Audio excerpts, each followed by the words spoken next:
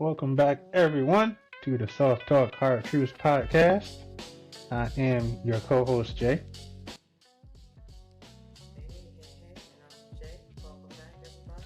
Yeah, we missed you, so always good to be back with y'all.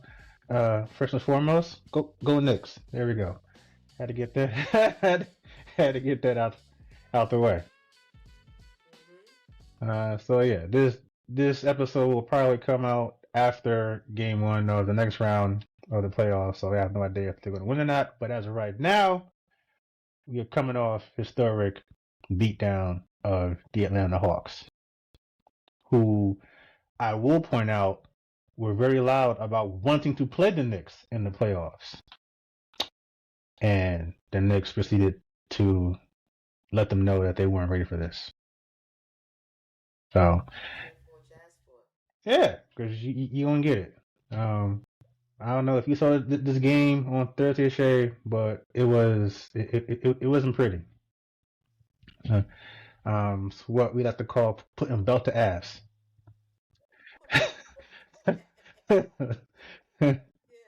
Right. Yes. We gonna get to our topic, folks. Don't worry. But for right now, we got some current events to go over. I missed part of the first quarter because I just finished working out.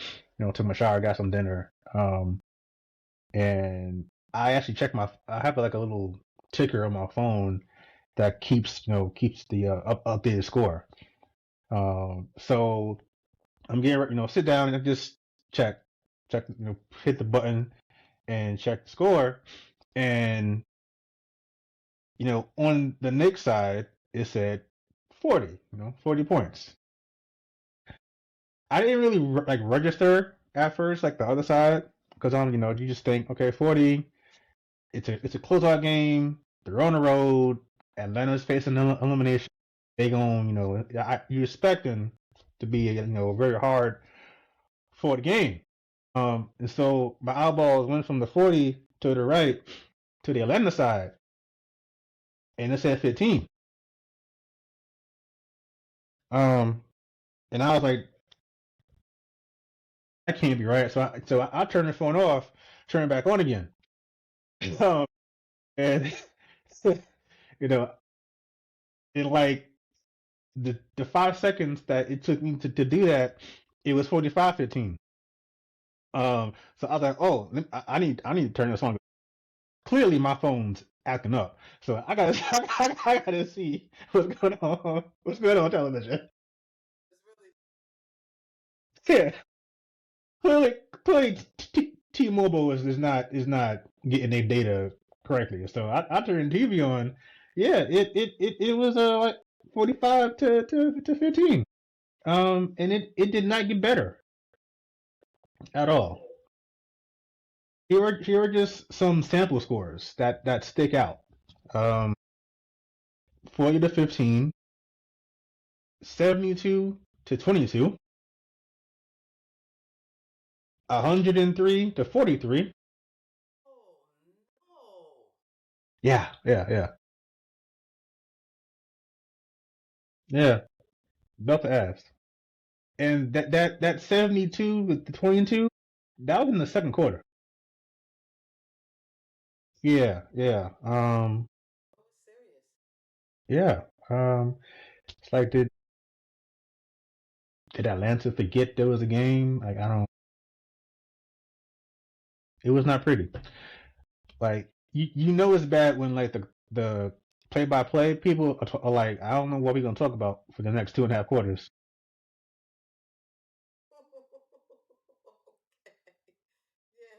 Yeah, it was like it's like I don't know what I don't know what to say. I don't know what to say. Like what do you say? It's 77 to 27 with 4 minutes left in the second quarter. Like I'm supposed to be telling you what's going on in the game. Atlanta's getting the chest stomped in. I don't. I gotta say that for the next 36 minutes apparently. Uh, like it was just funny because you could. Hmm? Yeah, it was just like you know, hey, as a Knicks fan, I loved it, but at the same time, it's like, yeah, like what do you talk about during this time? Because you got two whole quarters to go. Um, yeah, it is like I think Mike Breen or Tim Legler was like, it's like, as the half was closing, he was saying, typically in like, blowout situations, you're trying to tell your players, hey, let's get it under 20, let's get it under 10. What do you say here? Let's get it under 40. Like, what do you say? Like, so, yeah, it was not pretty. I think the Knicks won like 5 million to 89 or something like that. So we'll see. Hopefully they'll continue to play this way all the way to the championship. But um, yeah, for at least one night, they played as close to perfect basketball as I've ever seen.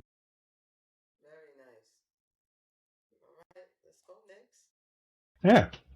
So uh, the Atlanta Hawks were definitely not living the soft life. Um,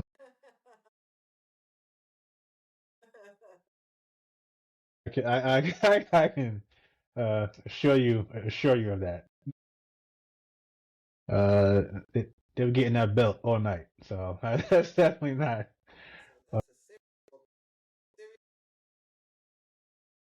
Yeah, it's just like yeah, just no worries. Get yourself a swig. Um, very nice. I have hmm? Not. Oh, I had one earlier. But I saw something in my local store, Market Baskets, for yada don't know. It's called Lemon Perfect. It's organic lemon water. So zero sugar. Yeah, zero sugar. It's like a what is it? This one has blueberry in it, so blueberry. It's like a blueberry lemonade. Yeah, not bad. Organic lemon water. I'm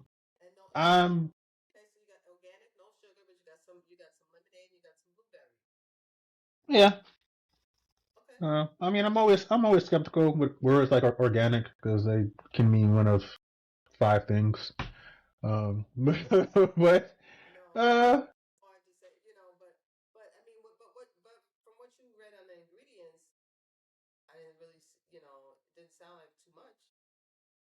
what we got? Purified water, organic lemon juice, uh, stevia, okay, and some organic natural flavors. Um, the always ambiguous natural flavors. But it's USDA organic, which I guess means something.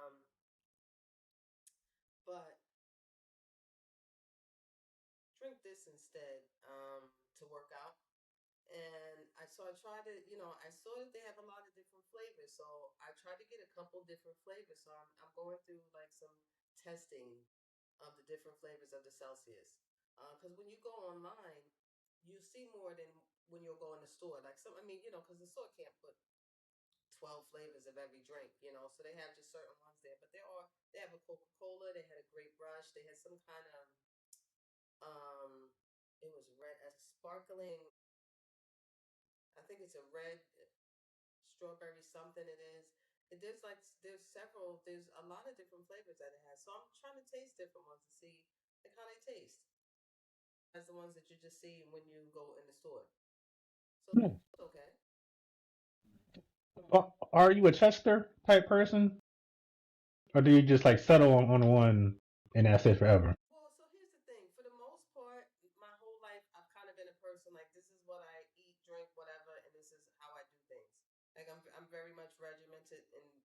pretty much anything I do, right? But I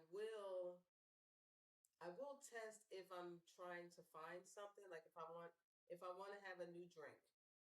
So I will buy like a few different, but I will be the person that's definitely in the store kind of looking at the drink, seeing you know what's on it. I might be because I try not to just waste my money all the time because I'm really particular. Because I don't know if I'd said that before, but I don't like the sugar substitutes that a lot of the drinks have. And so that's where my problem comes in when I'm trying to buy different drinks that are supposed to be, good for you and things like that. So that's where I have a problem. So I guess I don't know if that is, I guess a little bit of a yes and a little bit of a no for a testing. That makes sense. Huh? Yeah, yeah, I get it. Uh, yeah, I'm a tester when it comes to like buffalo wings, and like I'll test different flavors and then like soft drinks. I think the greatest invention ever is that Coca-Cola freestyle machine in like fast food restaurants, Oh yeah, because it in movie theaters yeah, where you can like select all the different flavors. Because I'll be getting like I'll be getting like cherry vanilla, yeah. high C root beer. You can make your own drink. Yeah. Yep. I'll be making up shit, yeah. I, Yeah, I'm gonna have to I look get into that. that. Yeah. Or I get like orange vanilla, blackberry, ginger ale. Like it's better. Like, it's And I love awesome. to mix the ginger ales. Yeah. Oh my god, it's amazing. And then it's like if you're trying to cut down on soda in general, like get you a half thing of Sprite and then use high C to cut it. It's like it's awesome. It's cut it with some high C or cut it with some or, or some Minute Maid. Yeah, yeah, uh-huh. Like I'm doing something healthy, get that zero sugar Minute Maid because it's healthy, but it's alright, Listen, you know what? I'm a person. It's funny. So I don't know. It was a movie a while ago, and I can't remember what it is, but I remember that there was a scene where they're talking about people like going and making up drinks and stuff. I think it was more along the lines of probably coffees where they're doing like frappe, mochaccino. I don't drink any of that stuff, so I can't. I can't really say the stuff, but I will go into a Chick Fil A, and I make up drinks when I go in there. They have this dragon fruit right now, like that you can get. So I have them do me a half unsweetened tea, then a half lemonade, and then I do the dragon fruit is actually a splash. So then I had them put a nice. splash of the dragon fruit in there. Okay, I like how that sounds. That was good. I like how it sounds. And the reason why I didn't realize, like, the guy told me, he said, so the dragon fruit is actually just he said it's just like a spritz, so it's just something they can put in there. So once he said that, I was like, oh, okay, yeah, well, let me make up my own drink. Yeah, I think that's like something that's like uniquely us as black people, because like I know so many black people that do. I'm not saying other people don't do it. I'm just saying I ain't never seen other people do it. It's always us because we just created like that, Hmm. and not only that, but we try to find spots to like give us these outlets for creativity. So like for example, I don't know like I don't remember the last time I went to a Wendy's, but some Wendy's they got the little freestyle machine, but in that machine they also have like the Dave's root beer and cream soda. It's like unique to Wendy's. And yeah, listen, you ain't lived till you had like an orange cherry root beer. Like it's beautiful. What is Um, it? it's like that. It's like its own flavor. It's like orange, vanilla, and then you can start adding, add all the other flavors to it. But it's like these unique um drinks for Wendy's. Wendy's. Okay, Yeah, nice. but they're not in all the Wendy's. Like there's I've seen maybe like three of them. Um, but yeah, it just adds. more outlets to just be creative.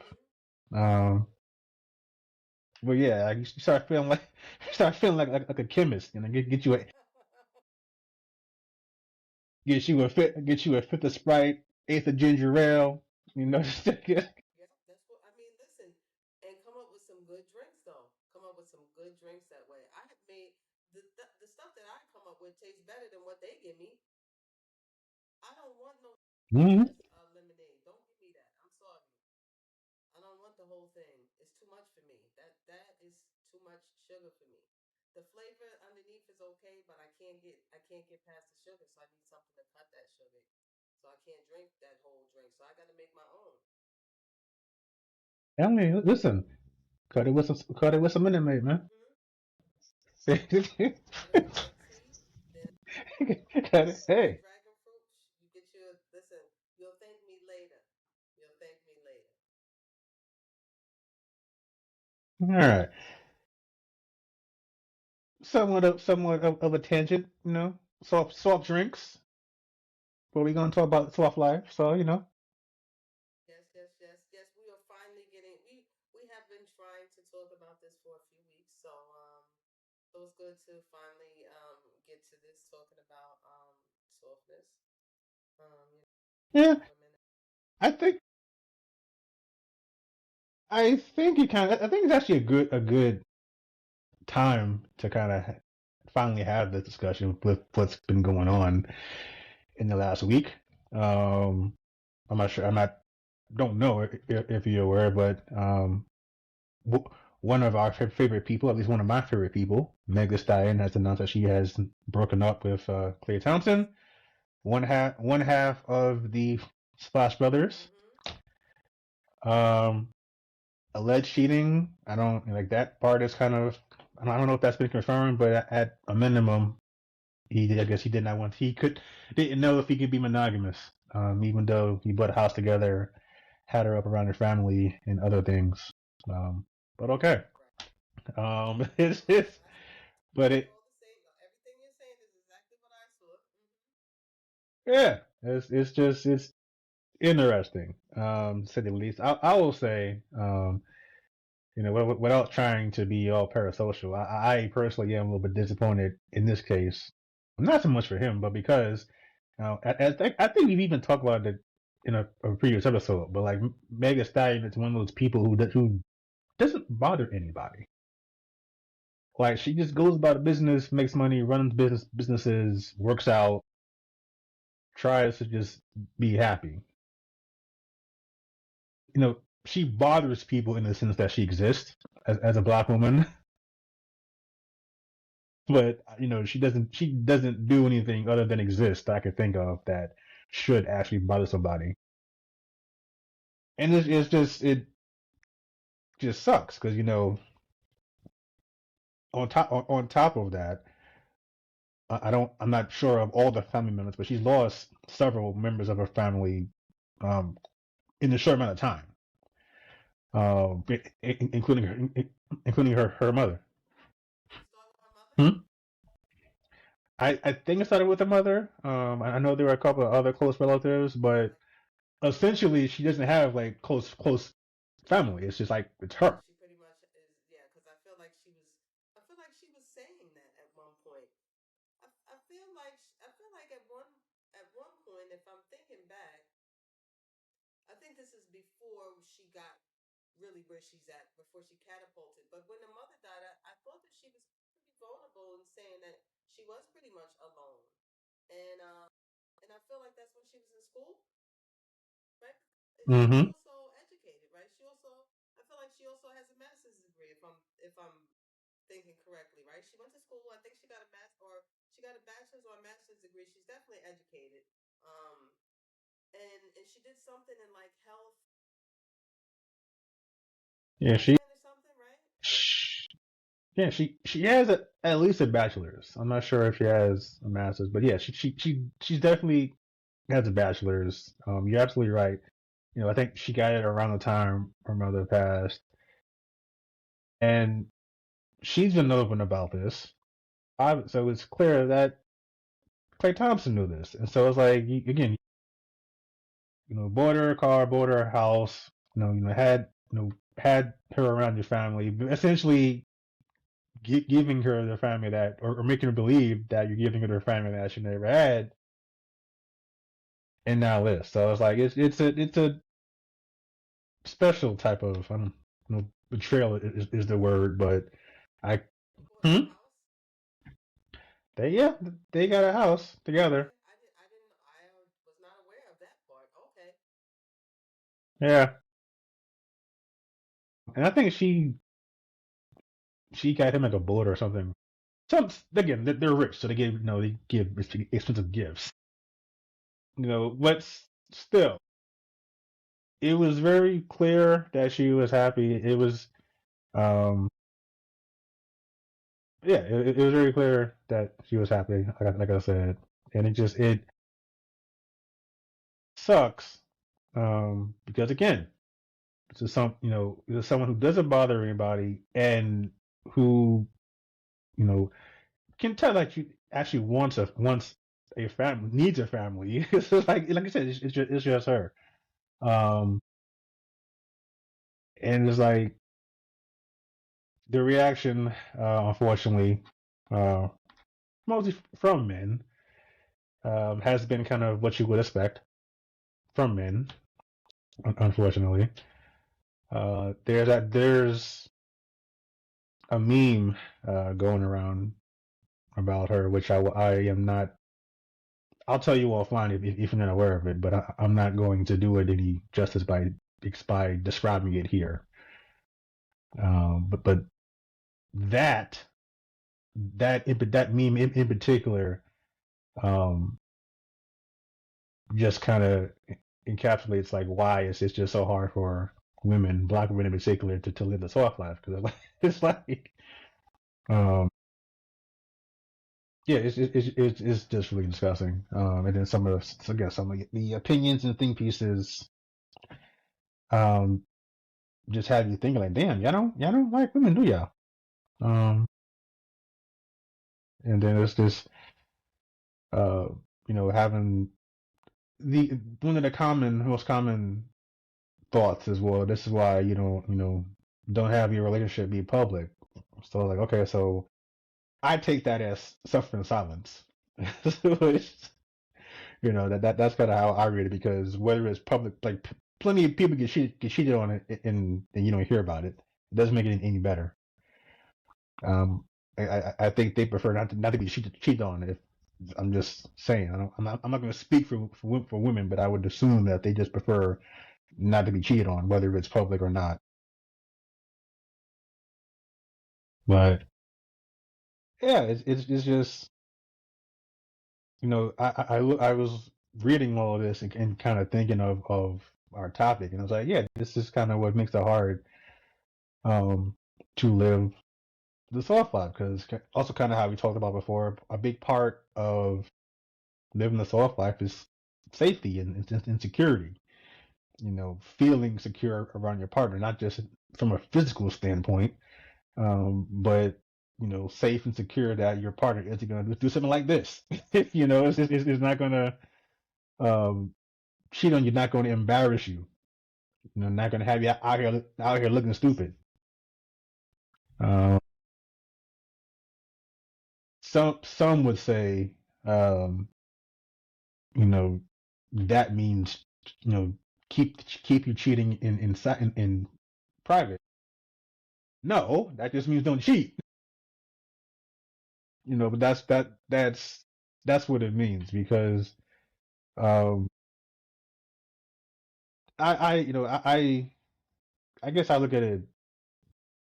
I don't know if different is the way to describe it, but I look at it as, you don't have to be with somebody.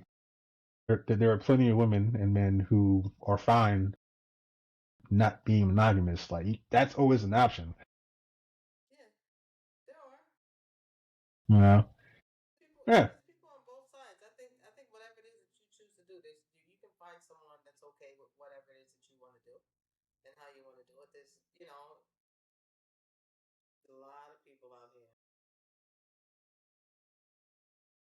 so it's not like there's a shortage, but it was I didn't have the thing about theirs. I I thought there was back and forth accusations of cheating with them, right? Yeah, Right? Didn't there's. he say something also? I don't. I'll say this because there are some alleged tweets from Clay Thompson, but I don't know if those are real because it's very easy to make a fake account. So I'm not sure what his like official statement or statements were. The only thing I know for sure is that he was on his boat at some point. Um, the boat that he named after her, but that's neither here nor there. Um, but yeah, I don't know. Um, she has been accused of cheating before. I again don't know if that's true or not. Um, I find that the timing of those accusations suspect. So yeah. And then she if she's not a cheater, she's lying. They bring up she's lying on Tory. Like if you've had a problem with Meg Thee Stallion, like this was kind of your opportunity to basically get your shots in because they brought up everything from Tory Lanez to her cheating, her being a liar. It's just Yeah, because you know. anytime something goes on with you, that opens up Pandora's box. So people are gonna come and they say everything. They're gonna go back into, you know, all the stuff. And I think that thing with Tory Lanez is always kind of it's just there, but it's simmering even when it's not, because Mm, people are just waiting for something to say because he's got his supporters and what have you also. So I mean, she's a black woman, and unfortunately, as black women, we don't get a lot of protection. I mean, and I do think that it is hard to, you know, you want to be you want to be soft, because it's easier for you, right? It's just a better experience in life for you. But society makes it very difficult because and most of the time I think I even did a post about this because we get praised for being strong. It's like this big thing that black women are strong. You hear it a lot. But then it's like, we're human so we do have another side. We do want peace. We do want our life to have some ease in it. We do want safety. We want to feel secure. Those things are important. yeah, you're absolutely right. And one of the black women are, I guess, the only women who are like simultaneously, probably said that wrong, seen as strong and as the problem. Like they're so strong, yet everything is they can't do nothing right. It's which one is it, guys? Unfortunately, a lot of this stuff comes from black men. The ones who should be uh, protecting black women. I've always been the kind of person that just like takes kind of a step back or a step to the side to kind of just I look at things differently. I always have done that. So like I observe and I see a lot of times like the way that we as black men talk about, interact with, treat black women is the same ways or same things that we'll get on a white person for doing to these same women. And I was telling a friend a couple of years ago. Um, I don't. I think we don't have a problem with patriarchy. I think we got a problem with white patriarchy. I think we just want to substitute ourselves for for white people when it comes to black women because we don't seem to have a problem with us doing all these things. We just don't like we don't want them to do it. It's like no, that's this is our victim. That's not a that's not, you know it's like growing up with a little brother. Like you don't let nobody mess with your little brother because that's your victim. Okay, you pull his hair, you twist his arm, you suplex him. Anybody else, no. That's for me to do. That's my little. Exactly. I'm the oppressor of these of these people. That is true. Uh, and it's not sustainable. It's not right, but it's not sustainable, particularly since black women are the most educated segment of people, I should say, at least in this country. Um, and they are proving that because of that, don't really or have less of a need for us. So they did people like this. People like to talk about my grandmother, my grandfather. They were married for 50 years, 60 years. I'm like, that's cool. But a lot of I'm curious how much of that had to do with the fact that up until a certain point in time, your grandmother couldn't own property, couldn't have her own bank account, couldn't have her own credit card, couldn't own a house by herself, could only have certain types of jobs. I'm just curious. It might have a little bit to do with that. Because the second all of that changed, what do you know? them divorce rates started going up, or the marriage rate started coming down. Right? Yes. I mean, we Mm-hmm. got a little bit of both on both sides. You are 100% correct with that. I will also say though that the number of accidental poisonings has gone down also.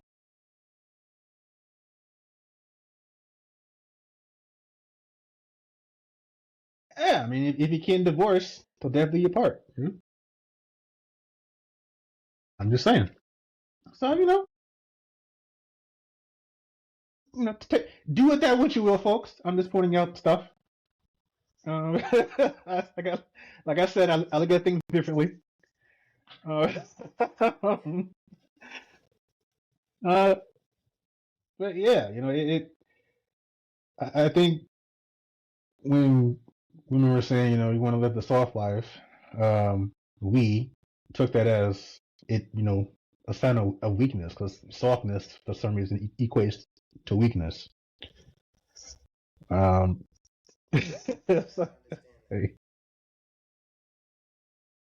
yeah, that's we are the logical gender. That's where we are.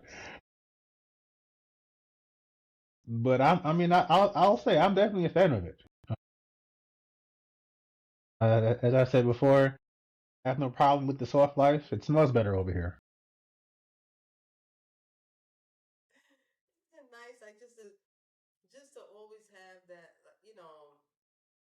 have your peace and have boundaries that you're actually, keeping, and so therefore you can do things that you want to do, and not have all that pressure, you know, and choosing where you choose to be open, you know, and what's safe for you. Yeah, all of that, all of that. Um, but it also kind of ties into like your sense of worth and kind of how you see yourself.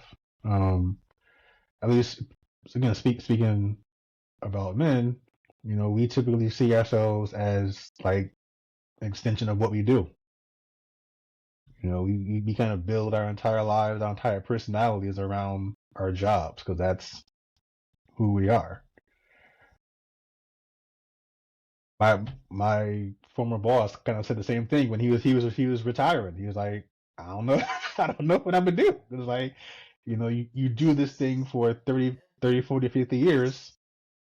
That's who you are. And like when you stop doing it, uh, particularly when you haven't done anything to like prepare or to fill those hours, you don't really know what to do. And he really had like to do some soul searching because he was like, his his peers, some of them, like they retire and like 2 years later they're dead because it's just either health or just that's just all they were. And my man, like he found something to do. Like he bought himself like a this brick oven and he starts making pizzas. So he's he's doing that. He's working out 4 times a week, and the man's like 73. But yeah, like he found something else to fill those hours. To his credit, and the reason why I've always looked up to him is because he's always been capable of like self reflection, which you know should be bare minimum, but unfortunately it is not. Too many of us men don't do that. Because like if he did, we'd realize that this whole like notion of you know being judged or being seen through the lens of what you do really was made by us. like, like no, I'm not saying that women don't look at men not that way, but it didn't come from them. Like they're just kind of upholding the same nonsense that we started. So it's like not doing that, looking at yourself as something other than I'm a lawyer or I'm a, a CEO.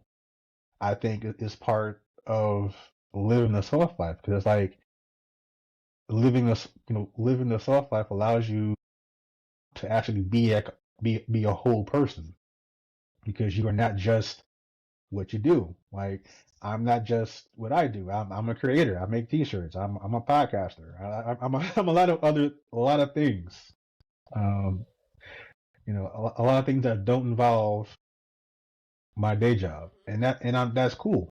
Yeah, I agree. I think that I think, and that's important. I think that allowing yourself to do those things, right, and get that wholeness of yourself is very important. I mean, listen, it's funny. I feel like once you discover the soft life and what it's all about, I don't know how you could not want to stay over here.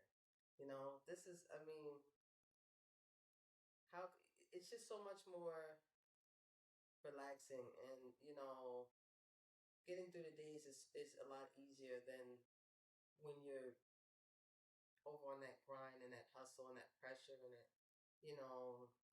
people pleasing and things like that. It's a whole different life over here, and it does smell better. I must say, it does smell better because you know what? When you said that earlier, I thought to myself, it's like, so when I go in all my different rooms, right? So I'm in this room, so there's the diffuser, right? So the diffuser's here, right? And then over here, I have like this little, almost like those, I don't know, like the waterfalls, like you might see in a Chinese place. So when the water's going down, so trickling, right? So that's the ambience. That's to set the mood in the room. You go in another room, I got the wax melts on all different places, right? So it's all about the smells, and I think it makes a difference as you walk into the room, even, or as you're sitting in the environment.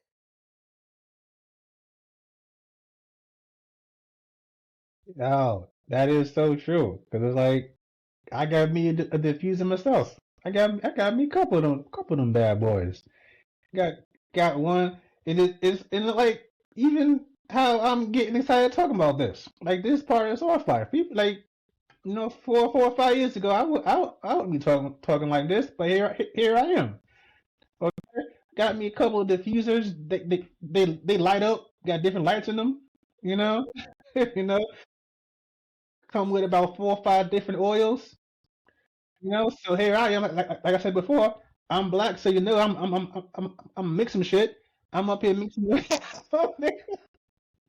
Okay. Yeah, yeah, Yo, I'm mix, I'm mixing that lavender yeah. with that peppermint, or, with, with that lemongrass. Yo, Those are listen. unique smells and stuff, and that is great. I love Yes. diffusers. I love the diffusers.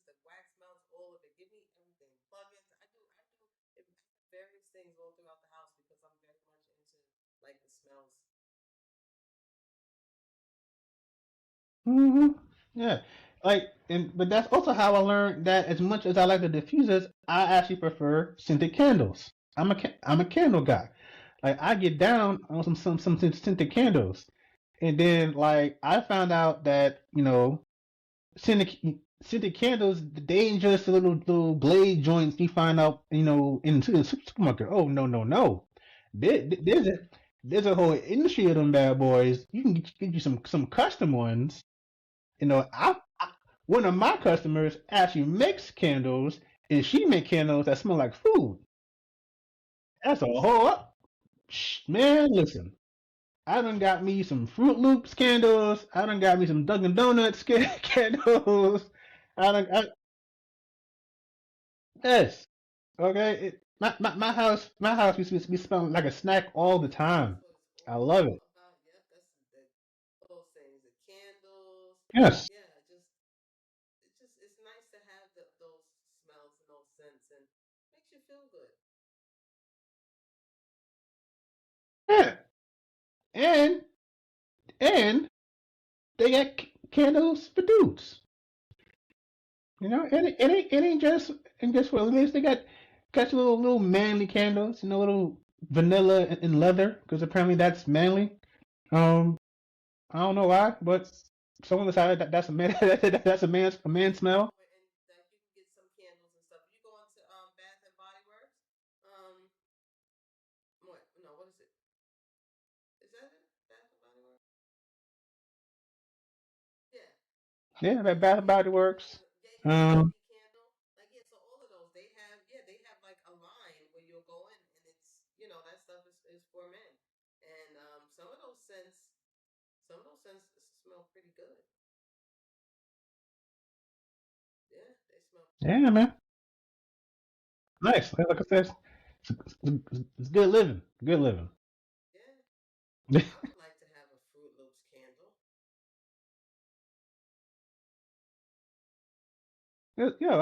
I'll send you That sounds her like it Instagram would be handle. good. Yes. I don't even think is they go fast, but also because I burn my candles all day, so that's probably why. I burn them all day, so anything I have, it'll just go. Whatever I'm using, it's gone. The candles go on, or the wax melts. If I do, I have this one particular scent that I really really like. But so I take them blocks full. I just every time you turn around, putting the block in. Next thing you know, the damn container's empty. I'm like, oh my gosh, I'm out of these things again. But they smell. They do go fast though when you burn them Hmm. all day. When I'm off, I have them. Yeah, it is. It's amazing. I I cannot stress enough how nice the soft life is. Actually, right now I'm trying to find these candles. That's what I'm doing right now.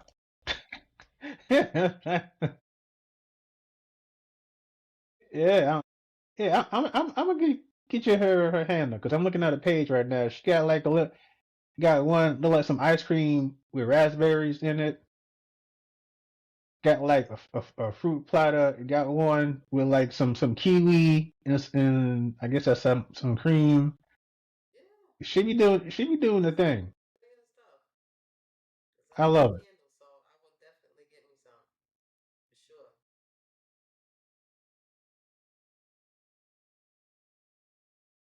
Yes. All right. So this ain't gonna be a candle episode. Although I could talk about these candles like all day.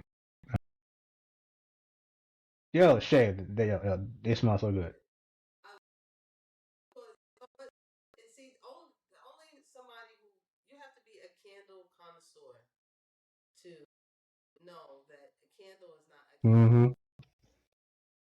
You go and they are very much different.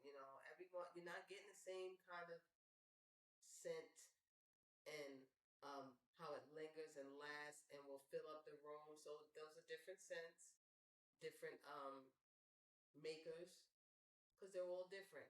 Like yeah, some of them you can get you a nice candle that actually, I don't if thick is the word, but the scent is like thick. I'm trying to figure out how to like articulate it, but because the scent is in the room, it fills the room.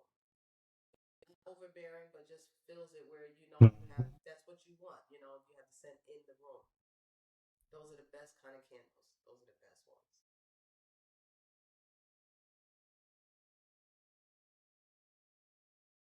There's a banana pudding. Got a banana pudding Really? with the wafers.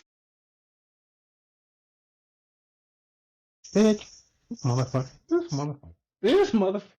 This motherfucker.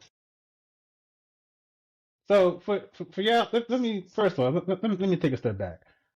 So this well, yeah, I'm not sure how old she is, but this fine lady, her handle on Instagram is called the McDaniel Touch.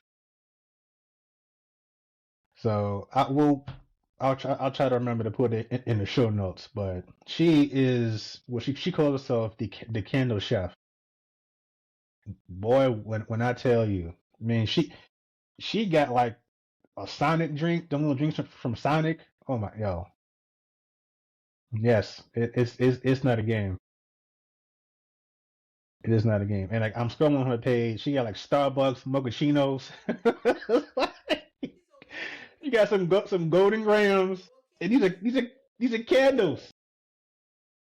These are candles. So Isn't it? you can these joints smell good. Her handle is Oh, the McDaniel Touch. touch.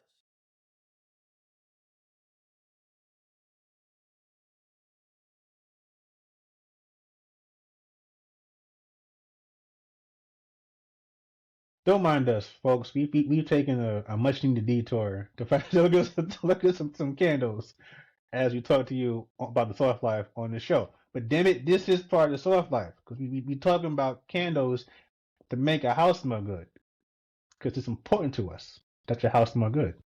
This is a That's what I want in my days. Asian fit. This is a. I'm I'm telling you, Let me it. see the Fruit Loops. Okay, folks. So listen. Yes, Mm,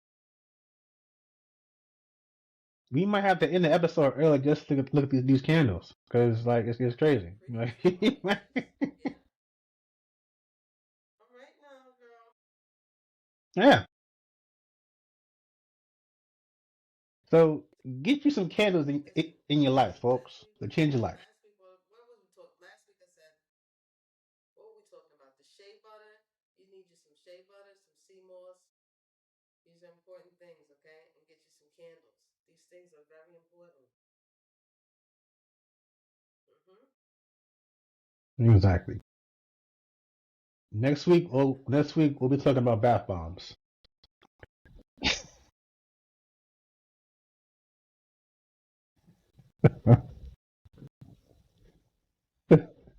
Stay tuned.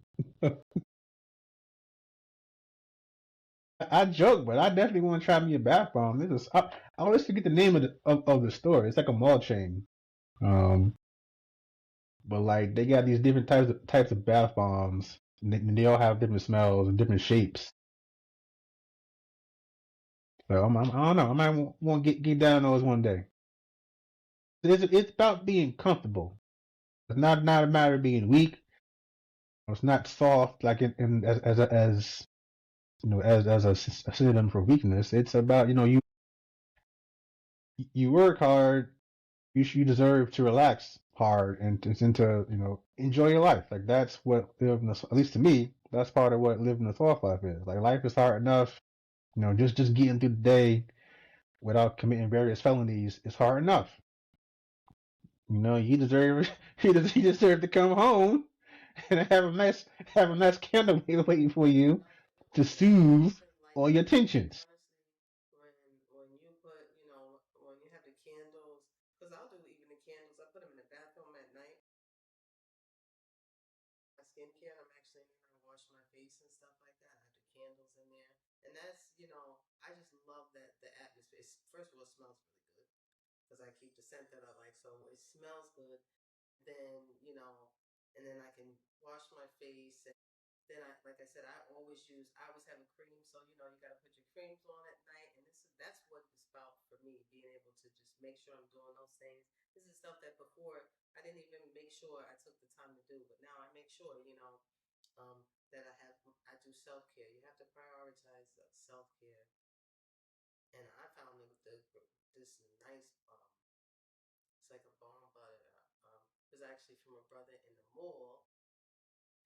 Had to support. Gotta support when you go in there. You see them. They had their products and stuff. So I walked over. A young man came on to me. I was like, brother, what you selling, man? Let's talk. What you got? And he's talking to me, so he's showing me all the stuff. But their product was actually really good, and I've actually been using it. And I've been putting it on my face every single day, and it feels so soft. It's got sea moss, Nice. shea butter, and it's whipped. And so, I put it on each day, and like that kind of stuff, it just makes you feel good, and it helps you just get through your days. Smallest little things, or even just before you go to bed, it makes you feel good before you go to bed. When I do that stuff at night. Nice. You ever see like these like TikTok videos or whatever where like they have a little dog, um, like basically they do like a spa day for the dog, and they lay the dog down, put cucumbers over their eyes and massage the dog's paws, get you put a little aloe vera in between the little paws. It's cute and it's funny, but it's also like, why is this dog living a better life than I am? Yeah, Like that don't that's exactly why. make Because no sense. you start seeing that stuff, you're like, okay, I'm gonna take advantage of some of this stuff too. Let me see. Start doing stuff at home. I even bought a steamer, so I can do like that. So I can do a facial steam. I just have to do it more. Nice. But I bought one so that I could have it. I was like, I'm gonna try to do my own little spa days. Only don't go out and just do my own thing.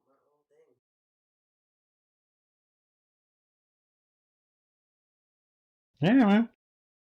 Listen, folks, fellas in particular, it's like I said, it's nice over here, and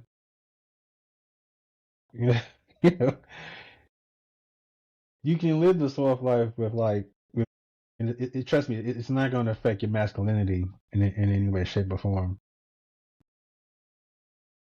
It really will not. Just don't try to colonize the soft life, because that's kind of what we do sometimes. Like, we like something, so we try to take it over. Maybe not do that, because again, as I said at the top of the show, a big part of the soft life is actually, creating a space so that people, women in particular, can feel safe, can feel secure. Like, to me, that's one of the pillars of the soft life. So you just want to make sure that that doesn't get forgotten or tossed to the side. Yeah, yeah, agreed. Because it is, So and honestly, because even you touched on it earlier. A lot of the stuff it does come from our history. It comes from just what we saw. When we were growing up and stuff. I don't remember even. I don't remember the women like if I'm thinking of the matriarch, right? So I'm going back to my grandmother. She definitely wasn't like she was your quintessential like strong woman. So that's a no. No soft life there. Even my mom, I think now that she's older, I think my mom is now like started to adapt to like the soft life, but she wasn't like that before. But I think after years of just everything, she said, okay, so now I understand, and she likes it over here. But when I grew up, that's not what I saw. I didn't see women living a soft life. I saw them being strong. I saw them always taking on everything. I saw them not breaking down. I saw them not prioritizing self care. Because it's all about everybody else, right? Especially if you're a parent, right? If you're a mother, then it's always about your kids, your kids.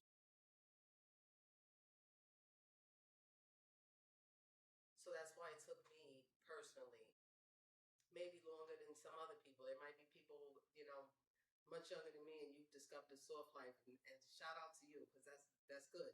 But it took me a while, because that's not what I grew up seeing. So I took on the same pattern that I grew up with, because that's what I knew. That's what I thought. That's how I thought I was supposed to live, you know, until I realized that that's not the place to be. It's so, over here is definitely much better.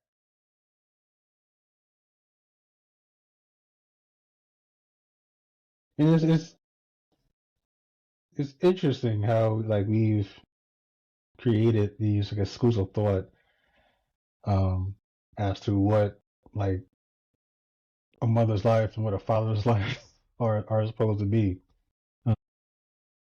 It's kind of how you said, a lot of mothers feel like, particularly black mothers, you gotta be strong all the time. You can never have a moment of peace, a moment of quiet, a moment of softness. You gotta take care of everybody's problems before your own. You gotta make sure everybody eats, is healed. Like you're their psychiatrist, you're their chauffeur. You gotta be everything to everybody before you even think about doing anything for yourself.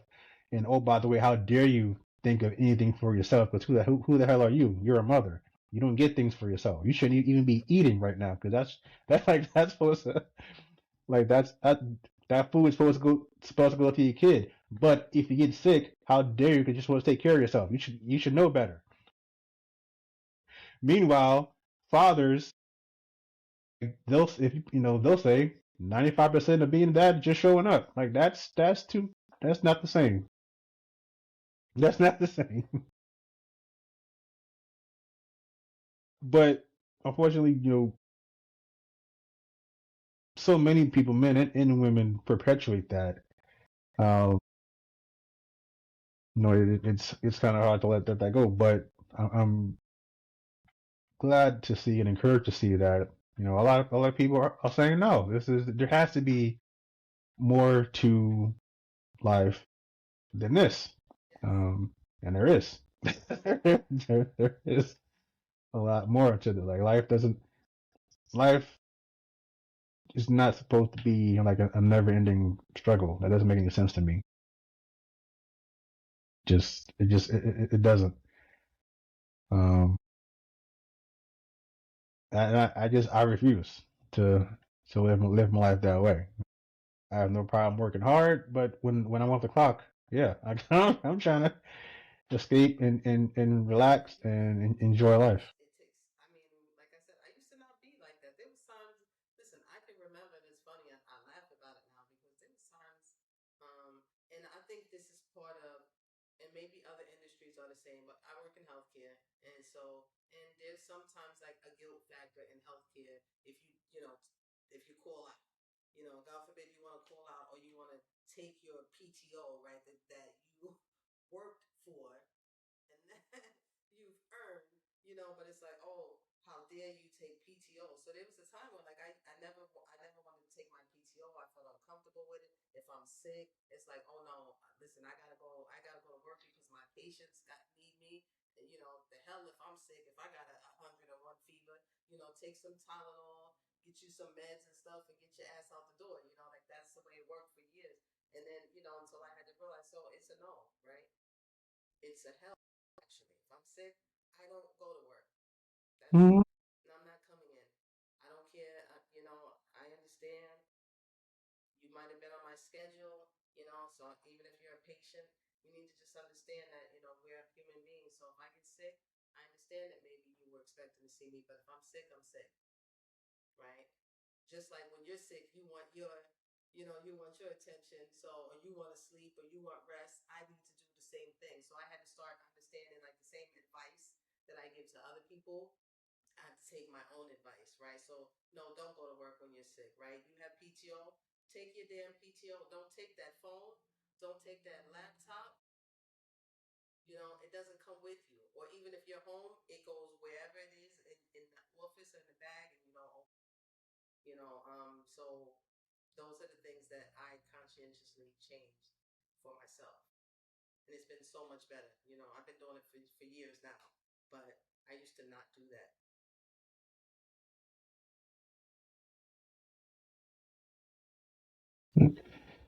It's interesting that you said that because, like, I was, I don't know how many years, like, I was in the workforce before it's like, you realize, like, oh yeah, your PTO is actually part of your compensation. It's not this separate thing. It's like, no, that's part of the package. Okay. It's like, yeah, it's you need to let your boss know you're taking these days off, but it ain't really a request. This again, this is your compensation. Also, I think part of the reason that we always didn't um treat it or look at it as part of our compensation is because a lot of times, the jobs don't always present it like that. Like they like, yeah, they bring it up and they may have it, in like the fine print, but it's always sort of like this is your pay and this is how many days you get off, as opposed to your compensation includes this amount of pay, these amount of days off. Like it's a different type of conversation, and I've noticed like in my last couple of jobs where they actually make it very clear what your compensation is, and like those days, however many days you get, are part of your compensation. And I'm encouraged that more companies are actually being saying that more explicitly. Um, and not only that, but like managers in the culture are being more proactive, I guess, in telling their employees, yes, they take your days off. Take your days off. Like the work will be here when you get back. Like if your boss can go like 2 weeks or whatever, without you, that to me that says more about your boss and more about the company. Um, like I, like yes, I know that I am important and indispensable, but still, you should be able to survive a week or two without Yeah, me. I think I might have told you this already, but my job that I have now, I mean, honestly, this job probably has the best benefits package. You know, if there's a month that there's not like a legal holiday, we get a day off, right? Just so that we always have a 3 day weekend every single month of the year. That's dope to me, right? So that's one thing that was nice when we also get unlimited PTO. So as long as you do your job, as long as like your panels are handled and everything is good, you can take off. And that's good. And then we still have our PTO time, and then our CME time to go and do our education and stuff. So overall, and then you got your bereavement. So it's all separate. So it's pretty nice. I mean, I must say my job is one of those places that they do prioritize taking off. And it's probably, and in healthcare, that's not really a thing. So I think this job is very unique in that aspect, and I appreciate that because I think it's a good thing. It's nice sometimes to be. I forget sometimes I'm like I'm off. I don't. There are people like, what are you off for? I don't know. And then I realize because I forget if it's a holiday or if it's one of our holidays because it's either a holiday or it's a company holiday. Sometimes most of the time, if I'm being honest with you, because they're typically like on Fridays. So I don't know sometimes until Thursday because it's no holiday. And somebody would be like, "Oh yeah, but on Monday," I'm like, "Monday? You must not be working tomorrow." Go look, schedule's blank. It's like so. It's nice. It's a nice little added bonus. So I do think companies should, you know, really prioritize that because people, you need that. You need that for your mental health and well being.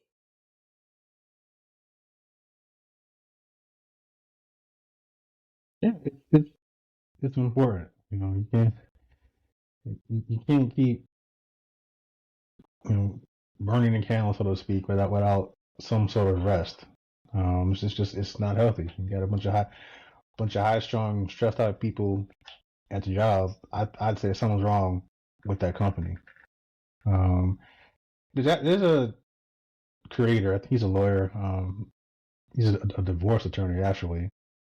Um, and yeah, he deals with a lot of high net worth clients, so I can understand to a degree his position on this. So basically, he does not allow like 2 week vacations.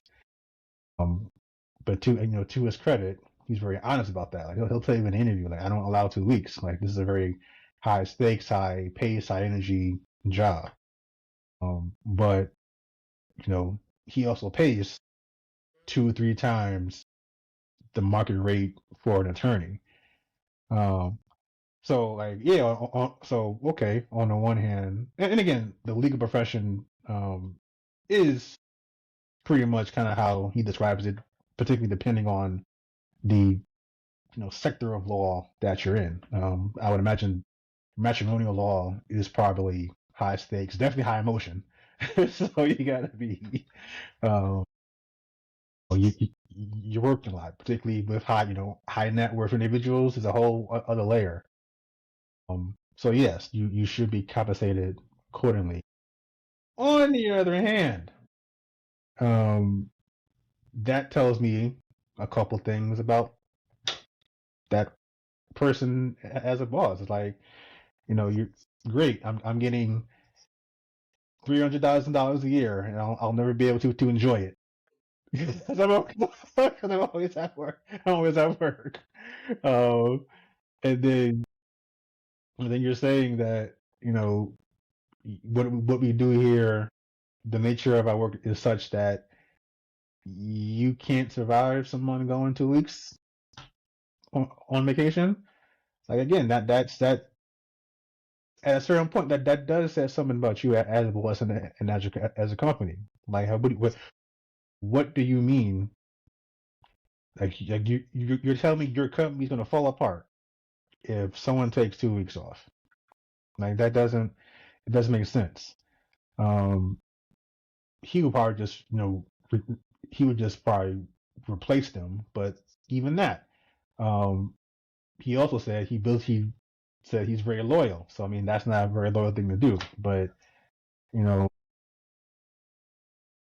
all the money in the world It does not. It does. doesn't You matter know if you what? can't enjoy And it. that's That's the point. part of people being over on the other side, right? Living that hustle culture life and all, right? So because that's what I was over there for a while. Like I said, where I used to work. Listen, there's times I can remember, like I've always been a person like I'll have two jobs, right? And so there's times when I can remember working like 4 or 5 12s in a week, because and it's like because you want to make more money, but you're not enjoying that time. But then around that time, I also wasn't prioritizing myself, self care.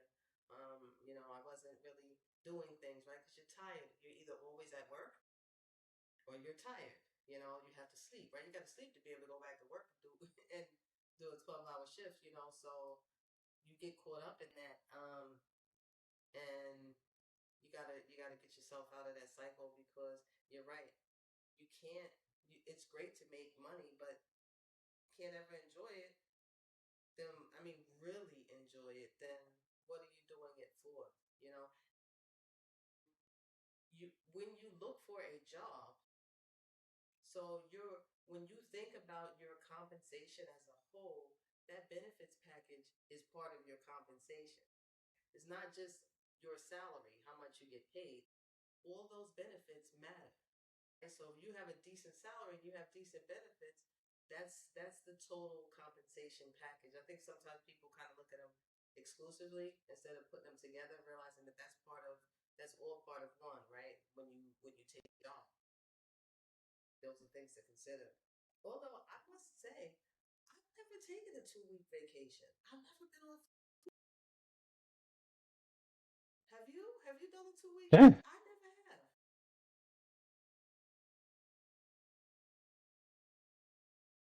2 weeks? No. Yeah, like I've taken off maybe a week, maybe a week and a half. But like two full weeks, no. I will also say that a part of the reason for that is because I haven't had to take like 2 weeks of my time. Because so I guess I guess I should be clear. I've never taken 2 weeks of my time. It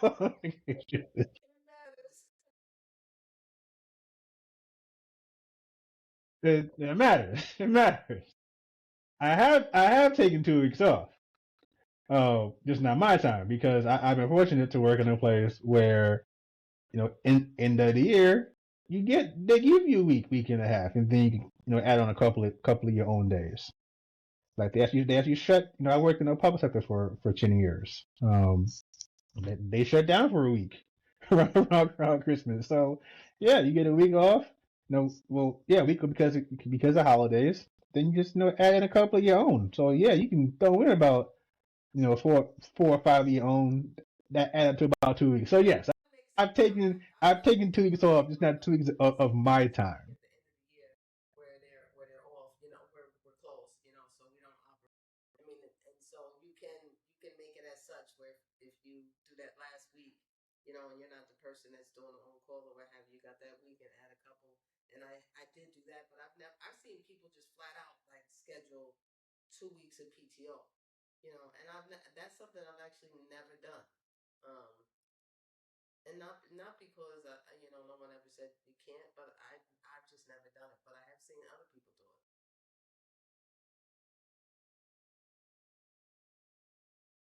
Yeah, but then, it goes back to what you were saying about benefits. Like when we're younger, all we care about is what that salary is looking like. Um, but I've learned some as you have, like it's the entire package.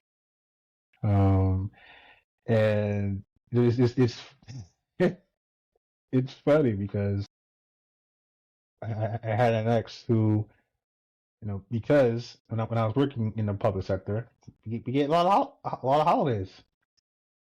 Federal, city, well, whatever. So she'll just make a crack that y'all don't do no real work. I'm like, okay. Meanwhile, I made more than her, but whatever. That wasn't that wasn't the point. But in the public sector at least, and public nonprofit, you know, in general, you probably not making as much as you would private industry, or whatever. But if you take the approach of, hey, what does the entire benefit package look like? You actually doing all right. Particularly if you luck out and wind up somewhere that has a pension. In addition to offering your 401ks or your 503bs and whatnot. I, I've been fortunate. I've been fortunate to be in a couple of pensions. So it's like, you know, my old boss, he I never forget what he said. Like, I might not be able, can't offer you, all the money in the world, but I can offer you a life. I can offer you going home at 5 o'clock at night. I can I can offer you peace of mind. And oh, by the way, in 30 years, here's just this guaranteed paycheck.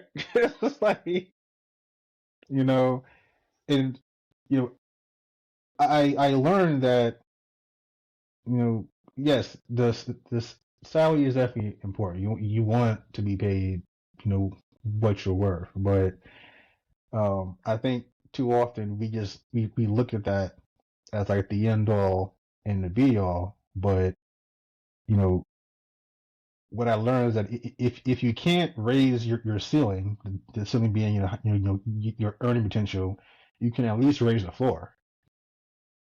And so, you know, for me, that floor is okay. I'm in a couple of pension systems, so I'm gonna have some guaranteed income.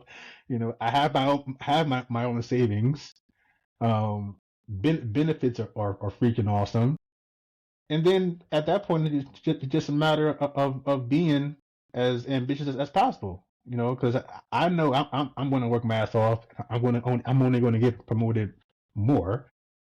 So until that happens, I'm gonna just raise this floor so that, so that you know I got something to fall back on. But it took a while to kind of to come around to that mindset because in your 20s you just see that paycheck. That's like picking a partner. You don't think nothing about anything else. you know. That's it. And it don't work out well for you a lot of times. Yeah. So you gotta look at everything, right? It's not just about that. That's the package. But what else is there?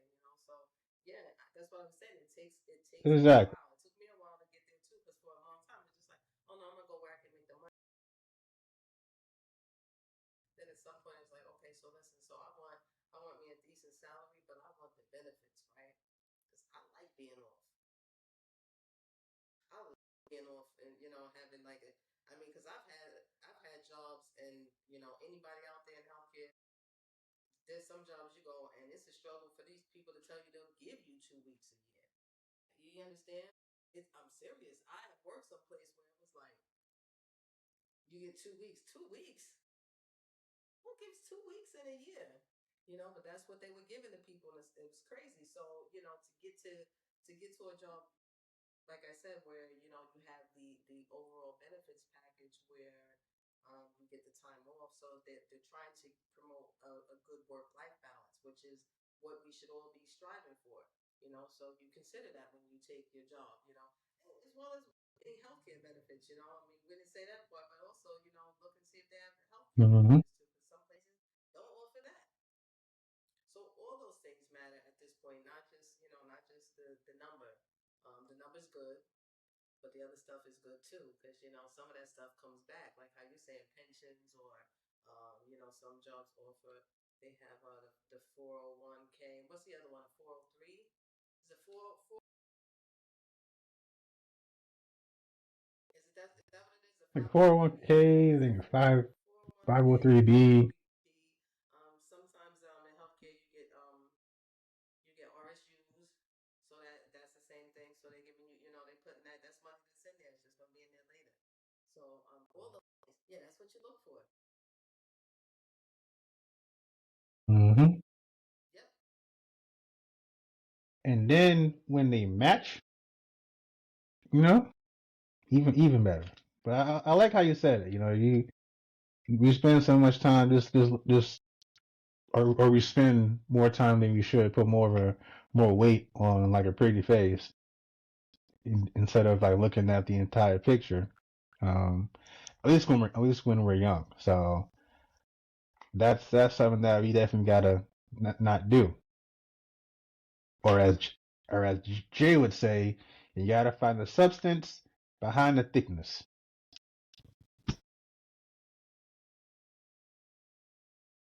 Yes, because yes, as much as you always gonna hear me talking about how I love me and that's still thicky thick. Can't you hold a conversation? There's a lot of other things that I do look for besides that. That gets me in the door. On state, if you want some, if you want For something to once, say about once I'm it, in the door, it's like what you got. So that's the stuff that yes, you what you got. I say with So, my kids. I've been trying to teach them all the same mm, stuff we're talking. Because when you're a parent, that's one of the things you always try to do. You always try to teach your kids some of the lessons that you learned later or the hard way, so that they don't have to. So we've all done it. Our parents did it. They were trying to show us stuff. So I try to tell them. I mean, how much they take from it, I don't know. I tell them, hey, listen. So I try to lead by example also, and then I drop you some pearls. So if I'm telling you to do something and you see whatever it is that I'm doing is the same information I gave to you, and it seems to be going well and I'm executing it well, then I trust that you will use that, right? So that's your example. That's your foundation. Okay, so yeah, I saw my mom said X, Y, and Z. I saw her do it, and it did work out. So take from it what you can, and leave the rest there. But it's important to do those, to just realize all that stuff up front. That's what I've been trying to tell, my kids, like try to do that so you can live your life from the beginning. You know, all in the 20s that a lot of us did. It almost burnt you out, depending on what some of these careers that we have, you can get burnt out doing that hustle culture. That's when people want to get out.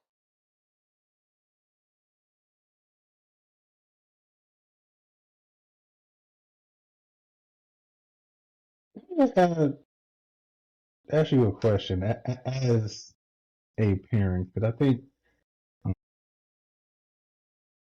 I think part of the soft life that we may not realize is that some of that can be driven by how we're raised.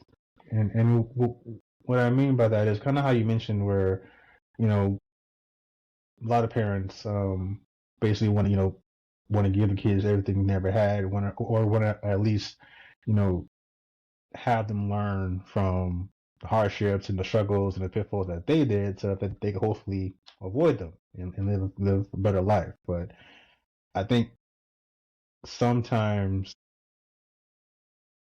you know, I think that sometimes parents, they on the one hand they want all those things to happen, but when they happen, it's kind of weird. Because I've seen how some parents are like, well, you know, you've never had to do XYZ, or I worked hard for you to, so you wouldn't have to experience this, and I'm like, that's the point. The the point of you doing that or going through that was so I didn't have to go through this. So yes, I don't really have, that experience from that because I never experienced that. Doesn't mean I don't have an appreciation. It just means that I don't know what it's like to have this struggle because I didn't have this struggle because you did your job to make sure I didn't have this struggle. It's kind of like it's kind of like you're blaming me for not having this struggle that you worked so hard to make sure I didn't have. That goes, It's like I need you to pick a lane. examples and everything. I just hear all these different examples of it in my head. So you're right.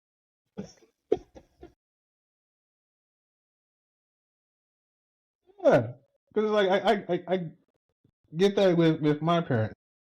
It's not. I don't know. I don't think it's jealousy or anything.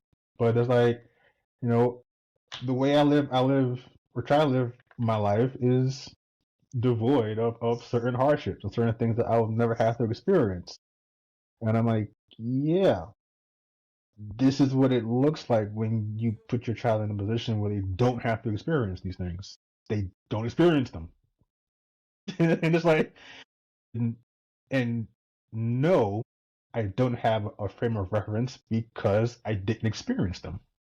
It's hard for me to give you a frame of reference for something I never experienced. I will never know. I can't give you a frame of reference for childbirth because I never experienced that. Mm-hmm. I I know it. I know it hurts. I know it's not fun. I know you gain some weight and go through some mood swings, but I can't tell you that experience. I can't 100% appreciate that experience because I will never experience that. But it doesn't mean that I don't appreciate not being in that position. It's just I never had to experience it. Yeah, there's no frame of reference. Yeah, yeah, yeah. But like, What's funny good about job. that? You did your job. Because I feel like so there's certain things. It's like yes, you do things because you don't want your children to go through certain struggles and hardships. But I also hold a mindset of some things you learn better when you do go through them. So there's always that part of it too, because sometimes, when you have your children or you have people that continue to do the same thing over and over again, it's because they didn't struggle, right? Because they didn't really go through it, because they did have somebody to help them. So it's like sometimes, it's just that little gray area for sure.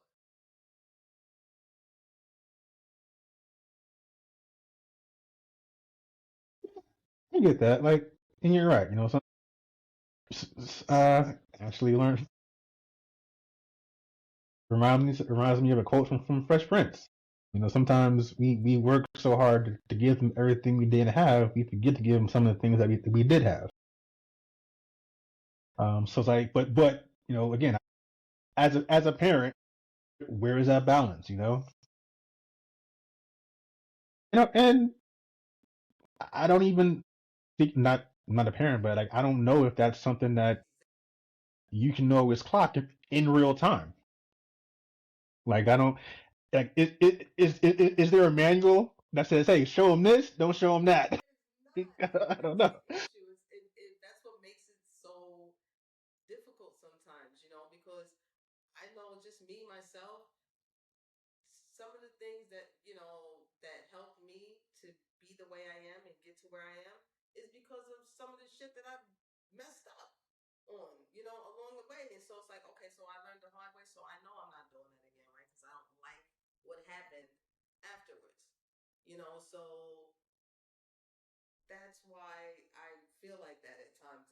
But again, in real time, no, you cannot clock that. It's not always something, because your natural instinct as a parent or as someone who cares about another person that's close to you is to try to help them, right? If something's going on, you want to help, but sometimes maybe that's not the best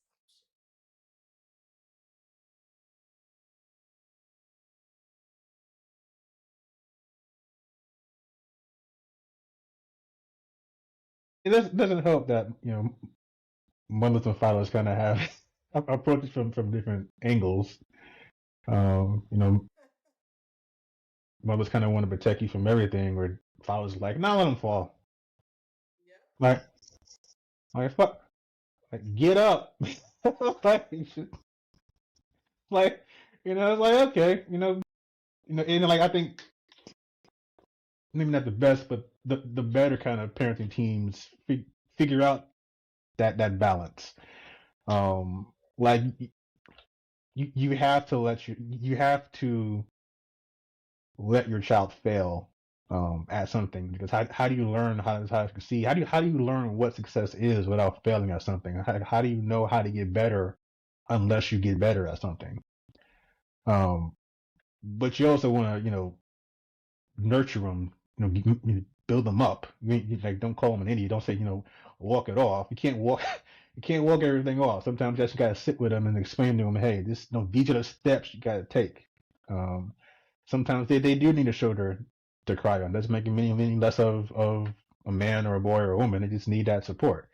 But yeah, sometimes like you're not gonna bat 1,000 at anything in life. The sooner you learn that, the better. There are unfortunately some people who never go their whole lives never knowing what it's like to fail, because it's been covered. Like they've been protected. When people pay for them to get an A, or they remove them from a situation if it's too hard. Sometimes you need to be told you suck at this, because it doesn't feel good, but at least if you're determined enough, you get an understanding of where you fell short and what you got to do to become better. Um, so I don't know. Like I'm not a parent, and I just kind of struggle with that um with that logic, because it's like I do think some of these kids uh little punk asses, man. I don't like it. I think I think some of these parents are too soft on the kids, but at the same time, I've seen some how kids were treated when I was growing up, and I'm like, okay, maybe you don't need to beat his ass just for touching this toy. So it's just like, where's that balance? I still feel the same way. But hey, I don't have kids. And God that's all that God matters. bless y'all. And I so so it doesn't change, right? Once you have one kid, it doesn't change if you have more than one kid. It's just there, because I honestly do feel like sometimes I think about it, and I'll think even some of the things for even my own children. I think, maybe if I didn't help that one time, right? And, maybe fall on my ass, and figure it out, then it wouldn't happen. It wouldn't have happened again. Those kinds of things. So you think about it because, like I said, I learned well that way. I'm a person like I just learned by things happening to me, right? I mean, it's cool if you tell me things, and not that I'm hard headed and I don't take advice because I take advice from solicited people. Now I don't want everybody to give me advice because half the people don't know what the hell they're talking about. But I learn well when I experience something. Like if I actually go through it, especially if I fall on my ass, it's like, okay, so because that gives me the disappointment or the failure of whatever it was, and then it allows me to formulate a plan, right, to bounce back from whatever it is, and then also to elevate from that place as well. So that's how I deal with things in life. So that's why I struggle sometimes with some of those things, um, even when it comes to, like I said, my children, because my especially my son, my son don't know nothing about no struggle. Man, that boy don't know nothing about a struggle.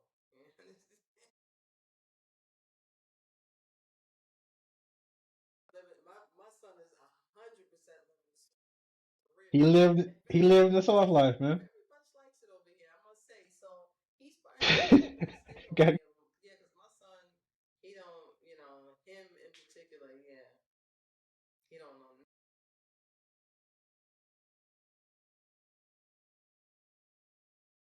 you. I'm going to paraphrase Bane from Batman. You merely adopted this soft life. He was born in it, raised by it, molded by it.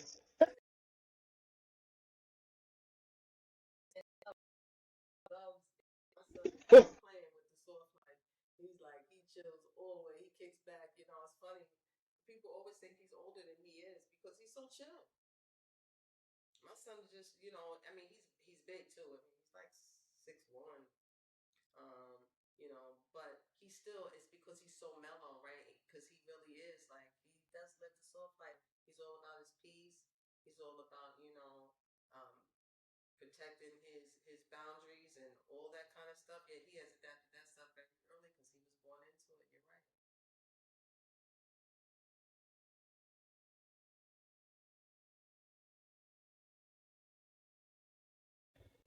I finally actually realized what I guess the problem I have with some of these kids today is that they're not well rounded. And what I mean by that is it's not that well, it's not only that some parents are just parents. Um, I understand the need to want to protect your child from all bad things, but but at the same time you need they need the skills to be able to deal with life. Because you can't protect them from everything. You can't give them everything. You can't think of everything. Like that's ever going to happen. And it's just I think the best thing you can do, you know, I think the balance maybe and let me know your thoughts, but I think the balance is making sure they at least have the skills to be able to deal with the unknown. Or even maybe not even deal with it, but recognize, hey, this is different. I gotta change something. I gotta shift something here. Like make sure they kind of have that set up. I think that's where my beef lies with a lot of parenting and children because it's like you look at some of these kids and it's like, yo, he ain't gonna make it, and it's tough saying it. Like I look like an asshole saying that, but it's like, yo, I don't know.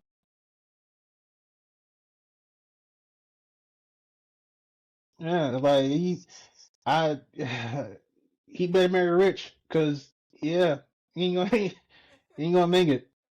You better hope he's tall. Go ahead. And she like Yeah. hit a Oh, jump shot or can I something. say that? Cause yeah, yeah, I don't know. This is a huge gripe of 'Cause it's mine. I just talk about it all the time with, even yes, just in my everyday life. I'm like, people in general, I feel like don't have um, coping skills, right? So life requires coping skills, right? Because the bottom line is, in everybody's life, shit's gonna happen. That's it. There's no way around it. Nobody's getting through life without something happening to them. It's just the way life is set up, you know. So it doesn't matter if it's a tragedy, if it's an illness, if it's a lack of parenting, if it's heartache, if everybody goes through all these, like, there's no way that you're gonna get through life unscathed. So knowing that, you got to impart some type of coping skills into your children when they're younger, because that little bubble that they are in as children bursts when you become an adult. And now here you are, a full-fledged adult, expected to live, right, and execute your days as an adult, a responsible one.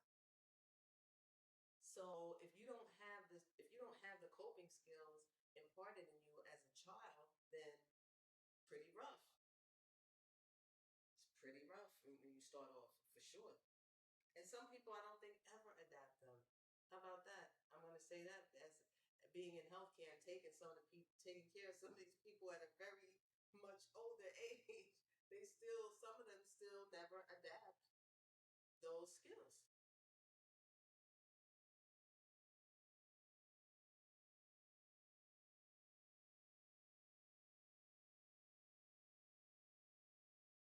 yeah. It's it's rough seeing an adult like that because like after a certain age, you just are who you are, and it's just They're not changing.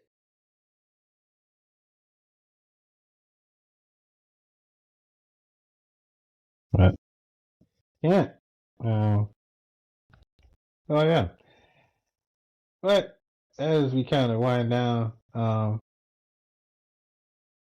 just want to say yeah. There's nothing wrong with the soft life. I think we all should be part of it, enjoy it, embrace it, but also never forget that uh, safety and security is a big part of that. You don't necessarily, not necessarily, you should not um, endanger, I guess, somebody or prevent someone from enjoying having the soft life just as you can have the soft life. And we talked about it last episode, but I mentioned it again. We definitely need to do a much better job of understanding, respecting, loving, and protecting our black women so that they can enjoy this soft life. Um, because yes, they are strong and have been strong, but no one ever asked, should it be this way? Um, no one ever asked that question. We just take it for granted. So, Yeah, I um, just always say to people, that's all I got to say on that. What say you, Shay? who are used to being the strong one all the time, and you're not living a soft life yet. Just, what would your life look like if you didn't have to be strong all the time? Just think about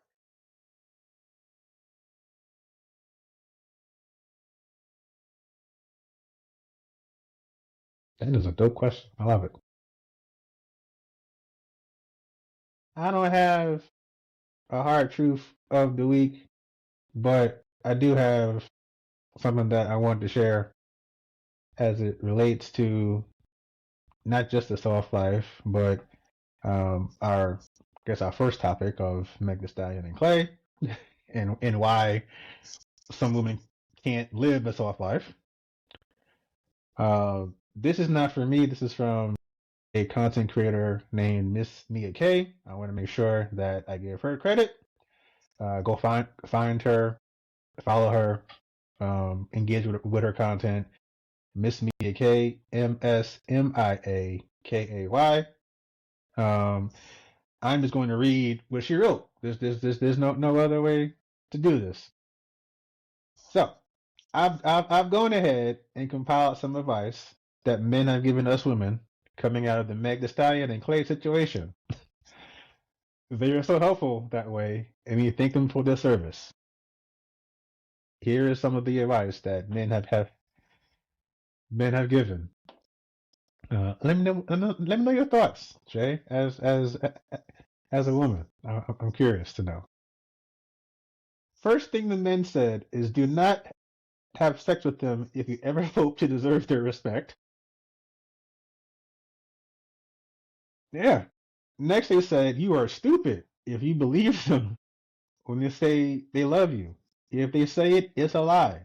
If they show you with gestures, under no circumstances should you interpret loving gestures as love. You should simply not love them back, and you certainly should not reciprocate with kindness. If you do, you are an idiot.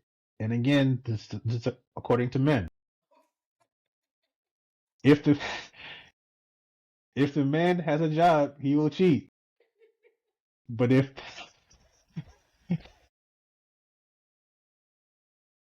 Hey, I, that is wild. I cannot stress enough. This is according to the men. But if they do not have a job, or if your job is bigger or better than theirs, they will also cheat. This is actually funny. Okay, okay.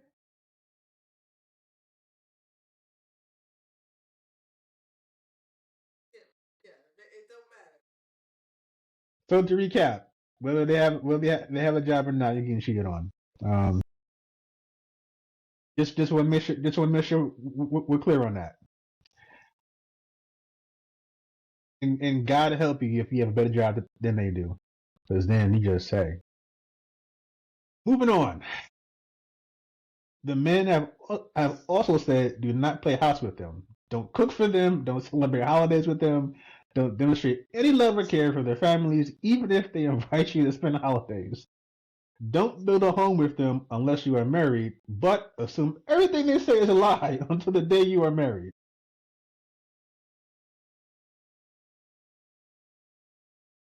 Moving on. They said do not claim any men publicly. Treat them like a dirty little secret if you dare deal with them at all. If they hurt you, it's your fault for being stupid enough to believe them because you should have known that they were lying to begin with. Again, according to the men.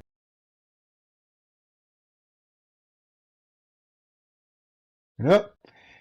If you wind up if you wind up getting cheated on, you must keep it a secret to protect their dignity and right to privacy.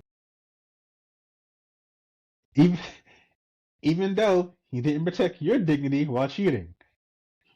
But but remember, that was your fault for respecting a man who told you he was your man to be faithful. And I repeat, yes, Mm. correct. Hey, the logic is irrefutable. Hmm. Lastly, if you have sex with a man, that makes you a terrible woman who deserves to be punished forever in perpetuity by every subsequent partner you ever have, and perhaps by many you don't know as It's well. getting worse.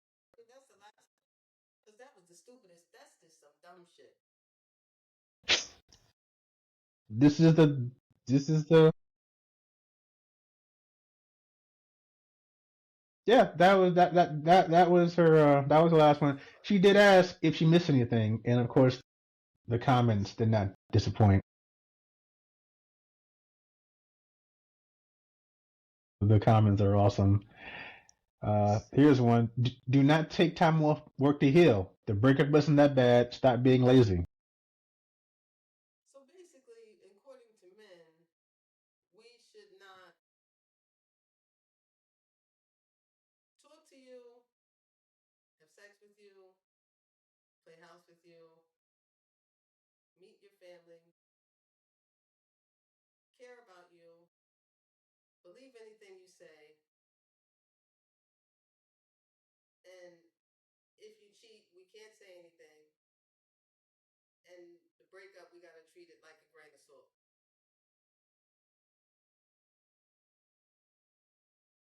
Oh, and we can't make more money than you.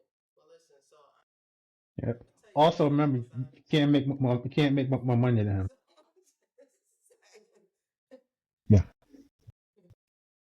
Can't can't forget that.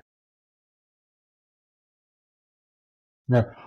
Also, But if he if has you a get job, he married doesn't and have have a a job. baby, you better snap back or they're gonna cheat on If I you. have a baby, if I don't have a baby, if he has a job, he doesn't have a job, he's gonna cheat. Correct. That's boy math. That's boy math. Mhm. Okay. Yeah. There you See, go. that's dumb Boy shit. math. That's what that is. Boy math.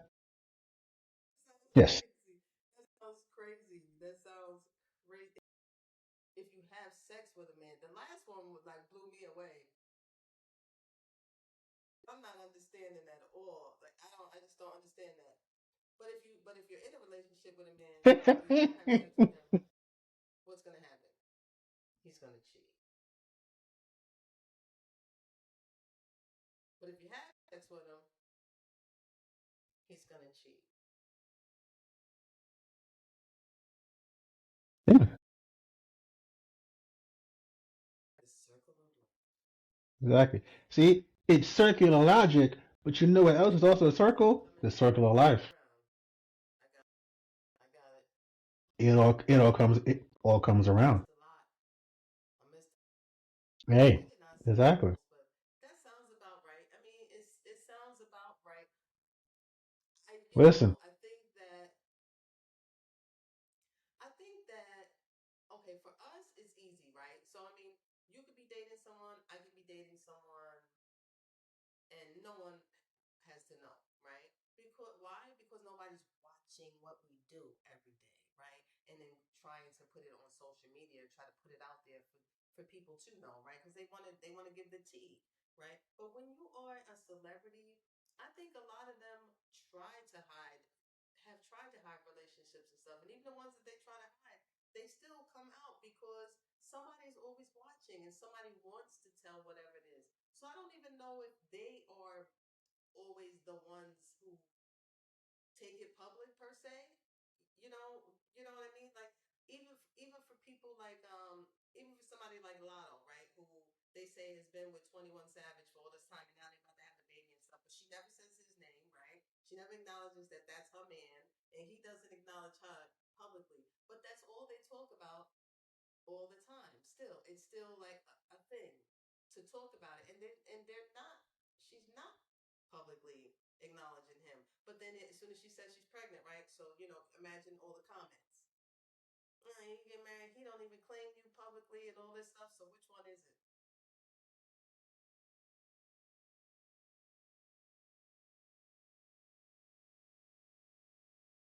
Yeah. Yeah.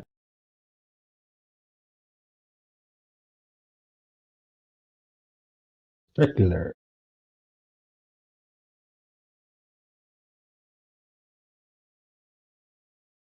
Yeah. Yeah. It makes even more sense. Now follow me here. It makes even more sense when you realize like this is why the men created it because the men got two balls. You know what else comes in two? Eyes. Use your eyes. Follow the logic.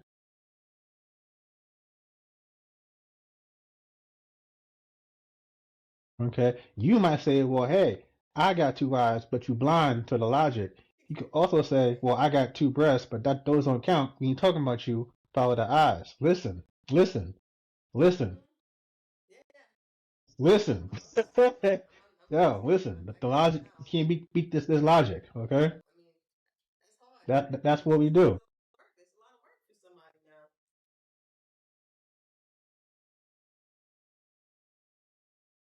Yeah. Yeah. I mean, the only way apparently to not get cheated on is to do all these things and do none of them.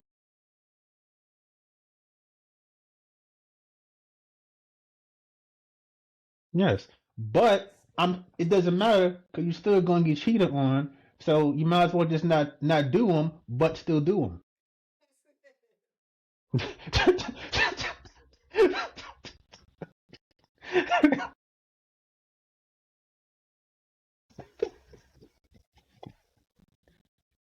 Okay, just give up, but also don't.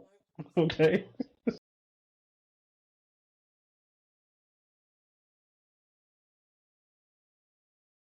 this this, this is my gender, y'all. This is who I represent. So, yeah, yeah, ah, yeah. can just imagine. This is It's just really I swear, like the comments after this are I hilarious. see people saying this all the time. It's something. I have to. I'm gonna try to find that post because I'd like to see it because I know it's crazy.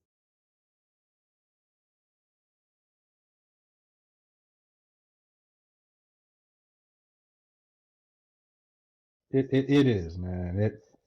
Again, I want to say it again because I really want um, this creator to get her credit. Miss Mia K, definitely find her out there on the interweb because she doing God's work. I'll just say that because this is hilarious.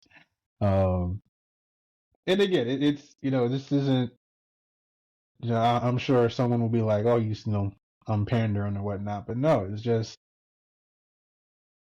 like you see things differently when you see people as people.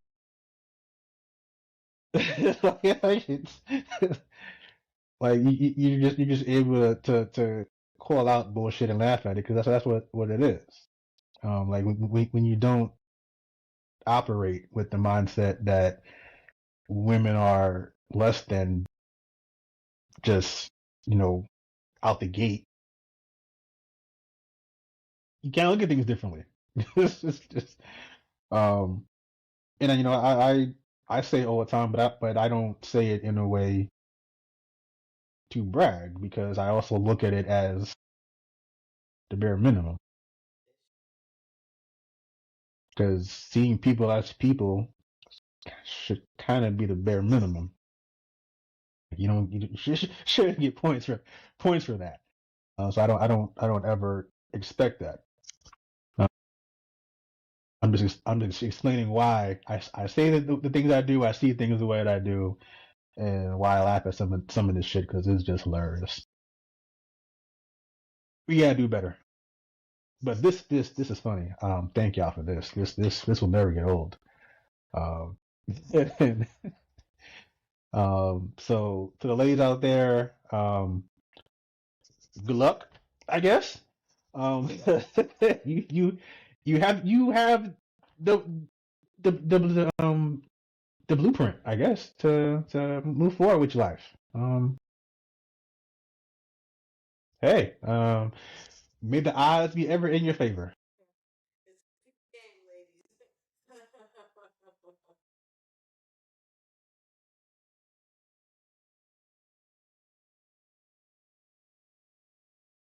Listen. This is yeah, this is definitely the Hunger Games for real. Cause yeah,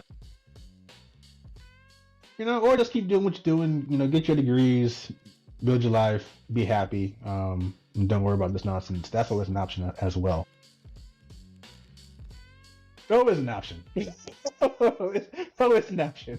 Just Yes. just want to leave you with that little trinket.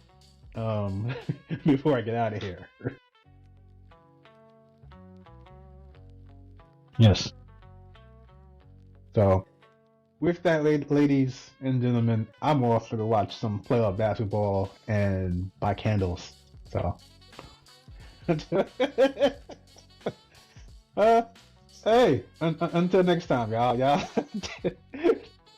take your peace, take your peace seriously, and we'll catch you later.